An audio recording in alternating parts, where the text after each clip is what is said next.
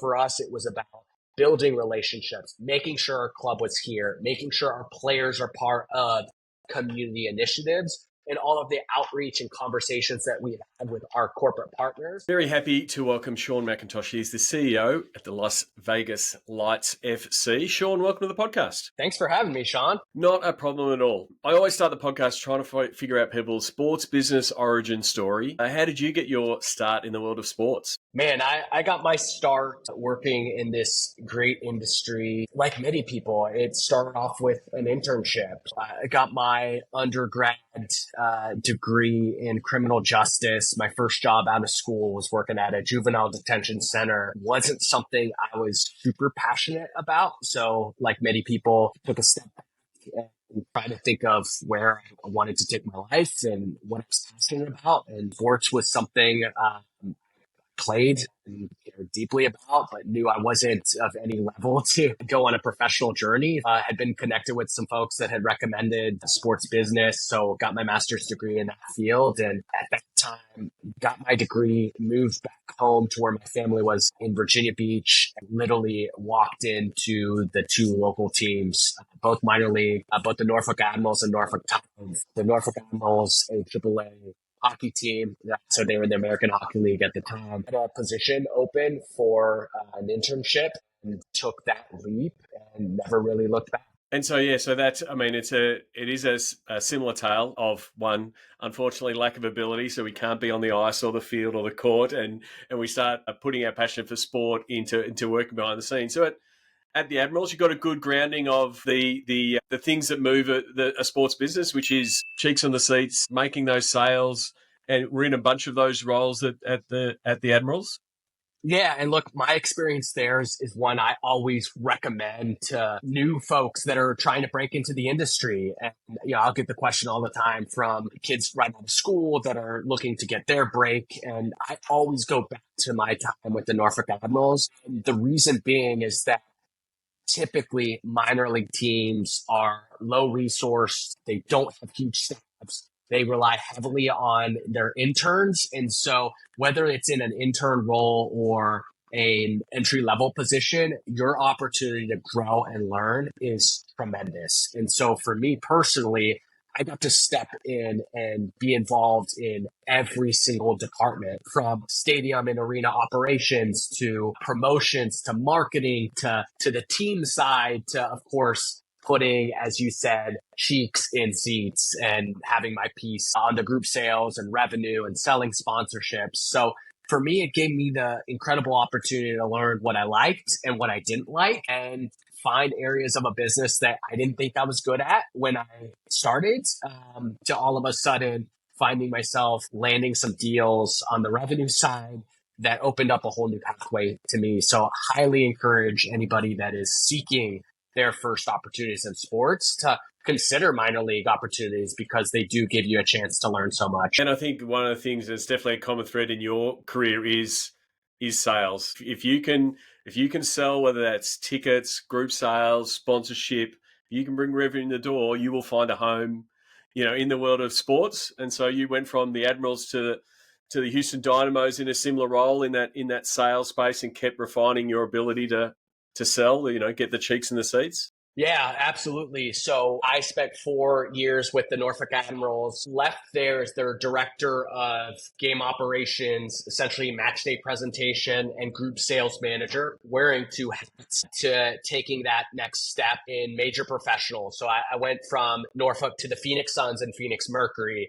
where I was then really keyed in and focused on just the revenue side, more specifically on the ticket sales side of things, and primarily in group sales, where again, I was no longer wearing multiple hats, and had a big opportunity to sell at the highest level in the NBA with big goals on our heads, and a chance to learn from some of the best in the industry and really, really focus on one piece of the business. I, take a lot of my time in Phoenix and really see that as a launching point for me in just honing in on my craft and the skill set when it came to driving revenue. Terrific. And so again, you're sort of in that, and apologies, I skipped a step with the Suns, and it's a vital one. But again, you sort of kept tracking those sales roles and sort of refining them. And was there, I mean, people outside of sports don't realize that some of the nuances of going from different sport to different sport. Were there some changes going from, ice hockey to basketball to soccer to football? I mean, in the end, fans are fans, but are there some variances? Yes and no. I think for me, going from selling hockey to selling basketball, honestly, not a ton of differences. I think that where there's probably the biggest difference is going to be in football and soccer. I think just because you've got such a different culture when it comes to the game and this sport and the relationship between supporters and a club, I think it's entirely different from your average fan or consumer. They are a lot more participatory. They're a lot more not that other fans aren't engaged, but there's just a different dynamic when it comes to supporter culture and that of a club in soccer versus anything else. So I think the biggest difference comes in the sport of soccer. But at the end of the day, it's all about providing value for your fans and finding out what's important to them and delivering and always finding ways to exceed expectations. And that's always the same. It's such a relationship business, and that relationship with the fans, whether it's in football, soccer, hockey, basketball, it's kind of all the same in a lot of ways. So you've had a few roles. You're at the Aces in a similar sort of role in that ticketing space, and then one of your last roles before getting here was, as I want to sort of look at, was as chief fan officer at Charlotte FC. I mean, that's not a normal C-level role. Like, there's CMOs. So what was that role, and why was it a chief fan officer? What did that entail? Yeah. So, most of my roles have been primarily on the revenue generation side. And then I kind of full circle moment went from the Aces where, I was a part of their inaugural season here in Las Vegas and building that up to then going back where I started my career with the Norfolk Admirals, where I was their chief revenue officer, overseeing the entire business side of that club. And that was my first opportunity to lead a club and then oversee every piece of the business where you spend so much of your time in whether it's ticket sales or sponsorship, working with everybody. And so much of sports is that. But my time back with Norfolk was a chance to directly oversee it all. And so really learning a little bit more of each piece of the business. And then I took that step to Charlotte in a groundbreaking role as their chief fan officer as part of their expansion into Major League Soccer and launching a club. And that was another really great opportunity for me to continue to learn how every piece of a business on the sports side works. So my responsibility there was to oversee the fan experience across all areas of the club. So the fan experience is so much more than just the ticket sales experience, right? Mm-hmm. It's about the fan journey from the moment they step into a stadium, maybe as a single game buyer, to obviously building them into lifelong fans, working really closely with our supporters. So again, in soccer, that relationship with the supporter is a lot more than just a consumer relationship. It was really important to myself and the club in Charlotte that they felt every bit an extension of the club. And so working really closely with them to make sure that they were a fabric of the club. And then, of course, you've got all of the community initiatives and making sure that we were a part of the fabric of not just Charlotte, but the Carolinas. And it was a really unique role that came at an important time for the club. It was a role that was really a brainchild of our president at the time, Nick Kelly, who saw the club coming off of COVID, a team that was supposed to have been launched in 2021, having been delayed to 2022. A lot of people see that as maybe a benefit, thinking that there's an extra year to launch a club, when in fact it made things a whole heck of a lot more difficult because we didn't get a head start. COVID didn't afford us an opportunity for extra time. It just made everything a lot more difficult and delayed really getting started. So you had all this buzz and excitement for the launch of a new club, only to be cut short with all of that excitement with COVID. And so my role was to go in there, re-engage, re-energize the fan base, community partners, to come in and help and work to build what our ethos was. And so what that fan experience on a match day looked like, working really closely with our head of match day entertainment on building out everything you saw, heard, felt, and then making sure our fans were every part of that discussion. A lot of hours being spent with our business intelligence teams, taking feedback, analyzing that, and then making sure it's executed I like to say that every team knows that fan feedback is important. Every club across every sport knows that fans are important, but a lot of times that gets lost because it's not your primary focus. So if you're in the revenue side of things, you're focused on that bottom line. If you're in ticket sales, you're thinking, how do I get another butt in a seat? If you're in marketing, you're looking at your return on ad spends, right? I was that person in the room that was thinking about fan sentiment at all times. So I was in every meeting, making sure that I was the one pushing back on any decisions that we were making in the benefit of our fans. And so it was a lot of reading things online, which isn't always positive, and Yeah. sifting through a lot of that to manage what was fair and what was valuable and important feedback, and making sure that our executive team was always aware. And was part of that, I mean, part of it is also that you're even talking about the vocabulary of football, the fact that you talk about clubs and not franchises, and the experience is really emotive and not so much transactional and entertainment, in a broad sense. But do you think you had that 10 years of being at the front line of ticketing, being at the front line of getting that feedback, and also having an opportunity to do, game presentation at the Admirals, and was that sort of a nice coming back to be able to take that experience over those 10 years, knowing what fans say, knowing what those little pain points when they don't feel heard, and like you said before, the silos that sometimes happen because you've been able to be in a few different spots.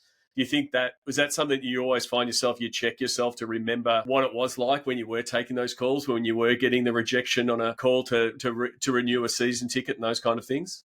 Yeah, Shawn, I think that's a really good point. I think for me, look, I was uniquely positioned for this role in a lot of those ways. For me, I always harken back, and this isn't just limited to my time in Charlotte, but just in everything I do, I always harken back to some of my own frustrations or personal experiences, my time having conversations with fans, with season ticket members, with potential corporate partners. I always go back to that. And I think that helped me in this role because I was accustomed to listening to fans. I mean, that was my job in providing solutions and ticketing platforms that made sense for them. So much of my prior roles were about having those conversations with fans. I think for me, and why I was uniquely positioned for the role of chief fan officer was not only my professional experience, but my personal experience. I grew up in Italy. Playing the sport of soccer was something for me that I grew up doing. It was a big part of my family's culture. I understood the culture. It's something that's very personal to me. And so I don't think there are a lot of people in the industry, particularly on the soccer side, that know the sport and understand it. And so I wanted to find myself in an executive role where I was pushing the culture and the sport forward while still balancing and understanding how the business side works. And so a lot of the times that gets forgotten. And so I wanted to make sure we were obviously hitting goals as a club, and there are important metrics to hit, but not at the expense of the soul of a football club and the relationship it has with its fans. Absolutely. So that takes you to your current role. You've sort of had those jumps to sea levels, chief revenue officer, chief fan officer. Now you're CEO of the Las Vegas Lights. You've been in the role for a few months now. What was your, first impressions coming into the club, and as you sort of got yourself settled into the role? Yeah, it's been an awesome experience. I think for me, taking a step back, a big reason why I came out here was because of the opportunity. So at the Las Vegas Lights in January of 2024 underwent new ownership. So Jose Bautista, former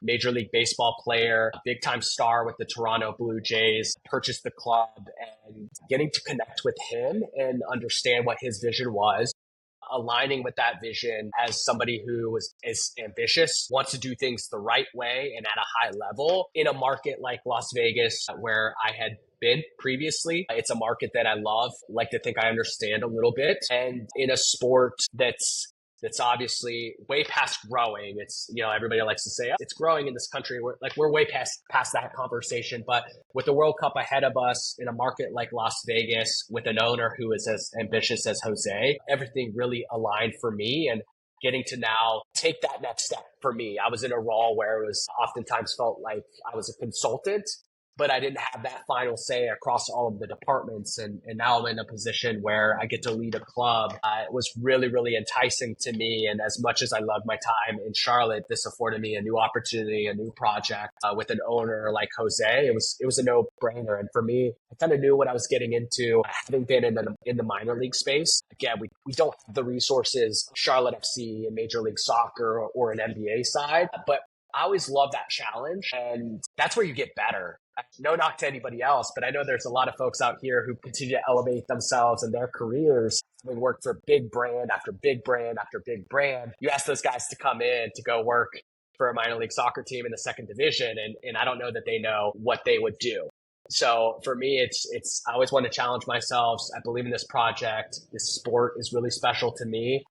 And so it's been a lot of fun getting to build a club. Coming in from the start of Jose purchasing the team, he had a couple agencies running everything from afar. And so I came in with my priorities being to build a staff in a club here that was local to Las Vegas, that was talented, that had the same passion and vision that aligned with Jose and myself, and then making sure that they have the resources to be successful. So really excited about the people that we've been able to bring in that have been successful across the industry, a couple of which have been on your podcast as well. And so that to me has been the most important piece because it's all about people. And so I want to surround myself with people that are great humans, that push me to be better, that I can empower to go out there and get the job done and build a club that we can be really proud of. I mean, you're already ticking the boxes. I was going to ask you about leadership style, and you're already sort of talking about it. But is it, again, sort of back to that fan piece, the fact that you'd been in sales roles and, fan-facing roles, and now you're stepping back, you're trying to get that 30,000 foot view and remember the frustrations or the blockers that you had as a staff member when you were trying to get a ticket initiative through or try to, push an innovative sponsorship through. How are you going, to enable your staff to show that hustle that you need to do in a minor league situation? Yeah, look, my coaching style, my management style hasn't really changed from the moment I was an inside sales manager at Major League Soccer to being at a second division soccer club. For me, it's all about people. I think always reminding myself of the human element. As much as I am passionate and love my job, it's not the most important thing in the world, but I do have high standards and I want to empower my staff to do their jobs. For me, like my philosophy, my culture starter is get the job done and do it well. First and foremost, I don't care, hearkening back to things that maybe I was frustrated with earlier in my career is so much of the focus oftentimes is on the things that don't matter. I don't care about metrics for metrics' sake. I don't care about doing things for show. And I make sure my staff knows that. Like, right, if you're here at 6 a.m, 7 a.m, good on you. I'm not going to see you because I've got 2 toddlers at home who I'm having breakfast with. I care about results. I care about doing things the right way. You're only going to get a pat on the back from me for like hustle so many times before I start asking about results and quality of work. But I want people to be able to do their job. And so for me, it's about hiring really good people. I would rather have 5 people on my staff than 40 people on staff that are just really good humans, great at what they do. And I like to be involved because I love this stuff. So, I'm always really cognizant about making sure I don't always overstep and I allow people to share their opinions, to drive the bus. And, I'm there to help and offer up suggestions, but I'm really big on collaboration. Above all else, like just get the job done. If that means you are an absolute rock star and you can come in here and you crush your numbers or you hit and finalize your projects and you can get out of here at 3:00 and go home to your family, more power to you. Why would I punish you? If it requires you to be at the job till 9 p.m., you got to be at the job till 9 p.m. But let's make sure we're working. There's plenty of hours in the day, I think, to have enough home life balance. Sometimes there's some things we can't get around. Absolutely. You mentioned obviously been at Vegas before a couple of years ago, and you've come back, and it's a constantly evolving and growing city and sports city. What's your take coming back to Vegas and I guess some of the opportunities to engage the Vegas markets with the lights? Yeah, they continue to add more and more entertainment for the entertainment capital of the world. Like they never stop growing. And so When I was here the first time, it was the Vegas Golden Knights and the Las Vegas Aces. And of course, you had the Aviators, but they hadn't yet moved into their brand new ballpark. And now you've got the Raiders, you've got the Henderson Silver Knights, you've got lacrosse, you've got more and more and more, right? So I think that's always going to be a challenge, but I'm a big believer that there's enough room for everybody. And if we just got to focus on ourselves. So for me, this market is so interesting. A lot of what folks will be seeing from us coming out this season and like the marketing space. And it's really about like the duality and the dichotomy of this city, really leaning in two areas. You've got the locals and the tourists, and both are critically important. We probably lean in a little bit more local, given our location, given our status. But I think there's a massive opportunity for us to cater to two sides of that coin. And so it's such a fun city. It's one of the biggest things that I continue to be impressed by when it comes to Las Vegas is, especially in comparison to anywhere else I've been. I can't say that every team that I've worked for had the strongest relationships with the other teams in the cities. It always seemed like maybe there was a little bit of competition. Yeah, frenemies, absolutely. I think what's really cool about Las Vegas is myself and my head of comms, who also came with me here from Charlotte, we probably expected a little bit for us to be a little bit harder to maybe get some media attention and to have to fight through some of the other teams to get our piece of the market. And Las Vegas has shown us to be a very pro Las Vegas team. So they want to take care of their own. They want to support their own. It is a Vegas versus everybody because the rest of the world looks at Vegas in a certain light. And so it's been really cool because the other teams have been so willing to share resources, help, reach out, prop us up, as well as the media here who has been like coming to us with the desire to cover us and give us some airtime. And it's been really cool to see in a city like this how much they care about taking care of their. It is very much, an outsider's perspective, and everyone who comes to Vegas, they come as a tourist, they see the strip, they see all the lights, and they just, like, they don't even realize there's a whole local community there. There's people that live in Las Vegas, that love the area, that count themselves as locals. And every time I talk to people and the sports side of, aside from, the Grand Prix dropping in and the NBA Cup dropping in, but when you've got a local presence, you do get that local support. And it is that balance of, we need the locals behind us because it gets back to that sense of club and identity and all the key bits that you sort of see as vital to a fan. Yeah, absolutely. And then I think the other part of it is, I guess the part that is a way to really connect with the community is doing that stuff in the community. Is that a big part of what you do at Lights FC to, one, bed into the community, but also do it as a fan outreach exercise? Yeah.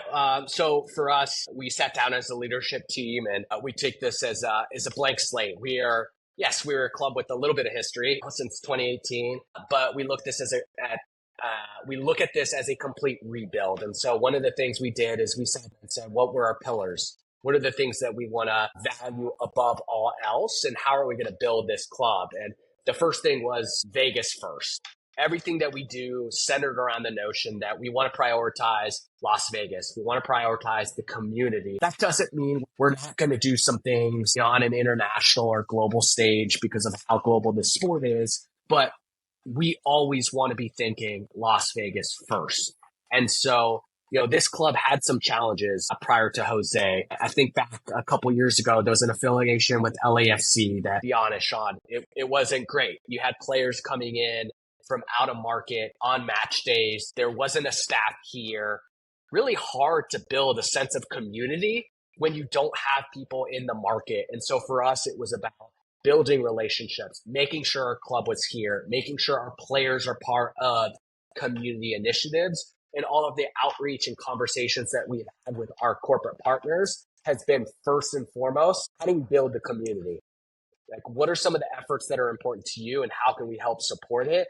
So that community outreach for us is a really important piece as we continue to build this club. And then long term, you're only a few months into the role, but long term, what does your long term vision for the Lights look like? Yeah, I mean, look, again, this sport around the next couple of years, it's going to be interesting for all clubs because you've got the World Cup coming. We are in the entertainment capital of the world with an owner who's very ambitious. Like for us, I mean, we want to be the best club. We want to raise the bar and set a new standard in USL. We'd love to have our own home and in a beautiful soccer specific venue. Those are all things that we look forward to. And then just controlling what we can control in our hands right now. It's step by step, but I think there's a huge opportunity for us to make a big splash. And then you mentioned before there you're not a fan of metrics, which is, because sometimes you do get the metrics for metrics' sake and people just circling something. So how do you take the temperature and understand where you're going from a Lights perspective? Well, look, it's not that I'm a fan of metrics. Like for me, it's really important, and we've invested in software and data Yep. and all of that. Yep. It's about when you start focusing on those pieces versus the end result, right? So like when I was a seller, for example, right, getting hounded about how many calls I made, despite being number one on a revenue board, that doesn't make sense to me. So, but having that data is really critical for us because that is how we're going to measure ourselves and how we're going to determine success. So for us, that has been a big piece. It's one of the areas that we've invested in is new softwares to measure how we're performing in the local media market, how we measure ourselves across different competitors in the market, and obviously sales. Like those revenue numbers are all metrics that you really live and die by. Absolutely. One of the things, speaking to a few CEOs as part of the CEO series is, you come up through the ranks on the business side, sales, revenue, all of that kind of stuff. But when you're in the CEO role, you're also looking over the high performance coaches, players, rosters. How have you gone in like understanding that side and realizing that everything you do on the business side is to help make sure the best team you get out in the park and the coaching and everything like that? Has that been a bit of a learning curve in understanding that side of the business? Not so much. I think for me, it's been awesome. We've got a sporting director here. His name is John Neglia. He came to us from Venezia, so he was a big part of that club being promoted to Serie A.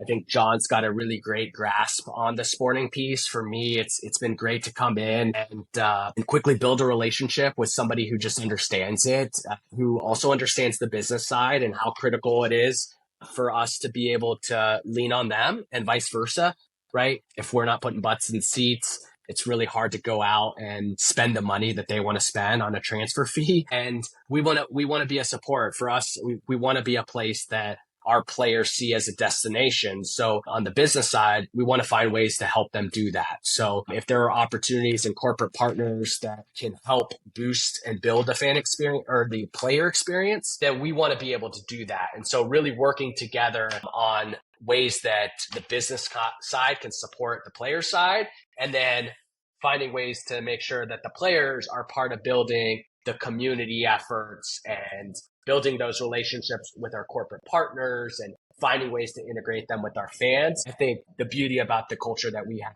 here is that we're all rowing in the same direction. Versus some places I've been, you've got silos built up. Yeah. And so it's been a breath of fresh air here to have that same buy-in on the sporting side. Absolutely. I mean, it is a common one where there is a bit of separation. If you can get the playing group and the coaching group, like you said, rowing in the same direction, it's really important. Shawn, I really do appreciate you taking the time. I want to get to the Sports Geek closing 5. Do you remember the first sports event you ever attended? I do. It was a Dallas Stars versus Detroit Red Wings game in 1999. First major professional match I went to inside a stadium. If we're saying inside the venue, that would have been my first one that I went to with my dad on Easter Day. If we're not counting being inside of the venue, then my parents tell me that at the age of like 4, I was at Italy versus Argentina in Napoli outside this stadium when Italy was playing Argentina in the 1990 World Cup.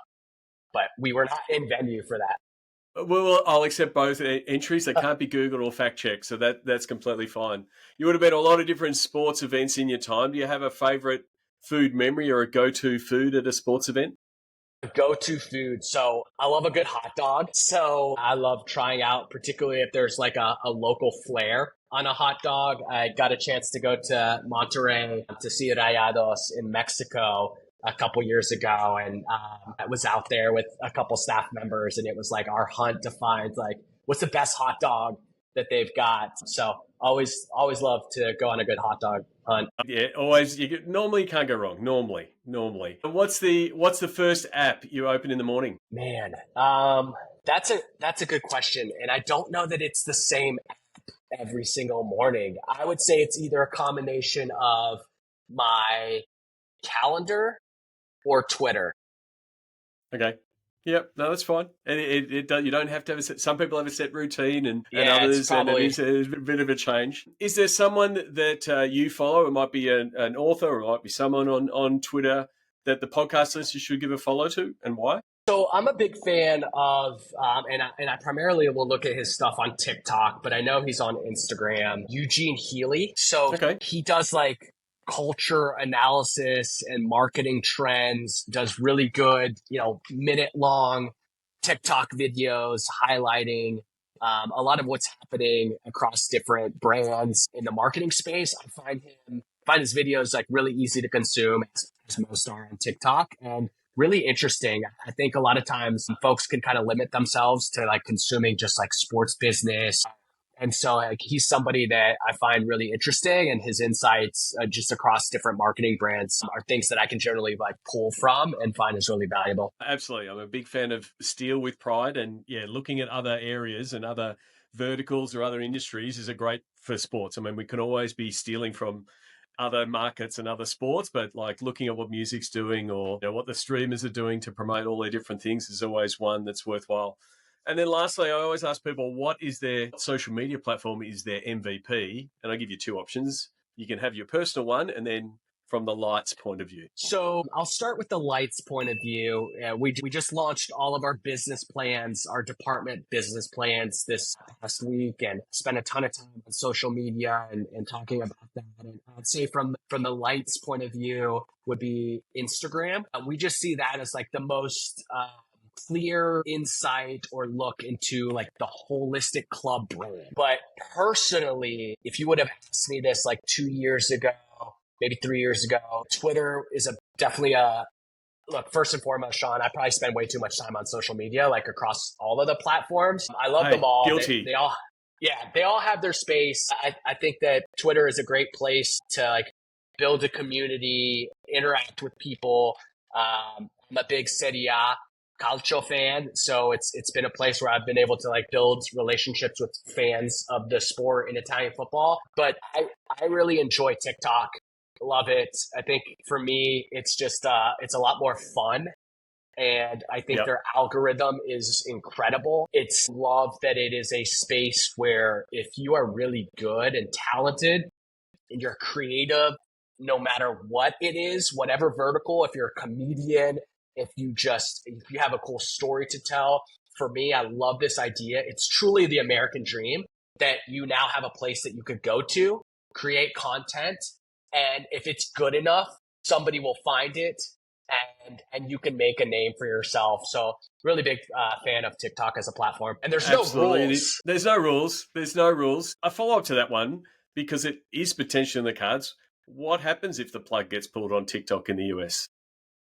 It's a great question. I don't know the answer to that. I would make the assumption that, like anything, particularly in the US, like if the door closes, another door is going to open. Somebody else is going to create something. You've seen Instagram make their attempts to adopting a lot of what TikTok was. I don't always love it.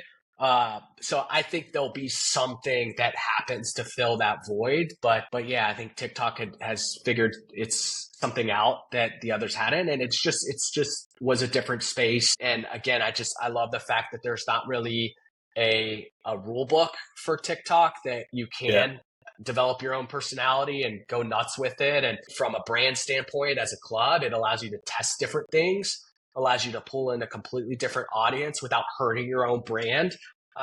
We'll see what happens. Really interested. It's something we're obviously keeping an eye out here in Las Vegas. Yeah, I mean, it is going to be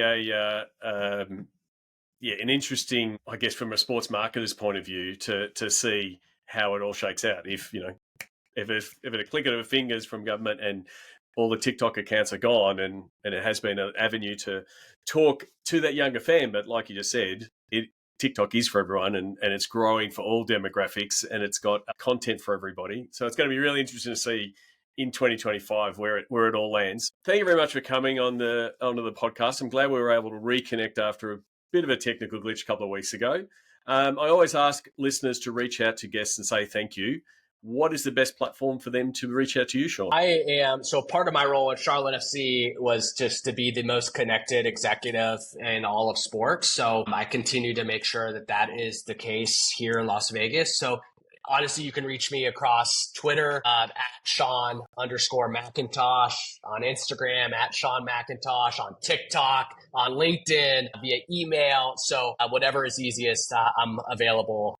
Happy to always have conversations with people. We might spell Shawn differently, but we're definitely kindred spirits because we are both over-connectors in that same way, having our own handles on all the platforms, and happy to be connecting. So thank you very much for connecting on the podcast. Really do appreciate it. Yeah, thanks for having me, Shawn.